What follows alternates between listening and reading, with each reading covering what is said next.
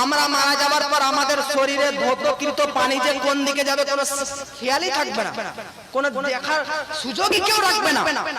কিন্তু আমার নবীজি সাল্লাল্লাহু তাআলা আলাইহি ওয়াসাল্লামের ইন্তেকালের পর তিনার গোসলের পানি না ড্রেনে, না মেনে, না রাস্তায়, না ঘাটে, না নদীতে, না সমুদ্রে, না এখানে, না ওখানে, না নর্দমায়, না নোংরায়, না জঙ্গলে, না বায়াবানে গেছেন। জোরে বলেন তাহলে গেছে কোথায়? গেছে কোথায়? বিশ্ববিখ্যাত কিতাব মাদারিজুন নবুওয়া কিতাবের মধ্যে লিপিবদ্ধ রয়েছে চারজন প্রধান ফেরেশতা জিবরিল, আমিন, মিকাইল, ইসরাফিল, ইসরাইল আলাইহিমুস সালাম, চারটা ফেরেশতা চারটি বালতি নিয়ে, চারটি পাত্র নিয়ে, চারটি পাত্র নিয়ে, চারটি বালতি নিয়ে আমার নবীজির ইন্তেকালের পর গোসলের পানিটা ভরে নিয়ে জান্নাতের মধ্যে নিয়ে চলে গেছে। জোরে বলেন। এখন এই চারটি ফেরেশতাকে জিজ্ঞাসা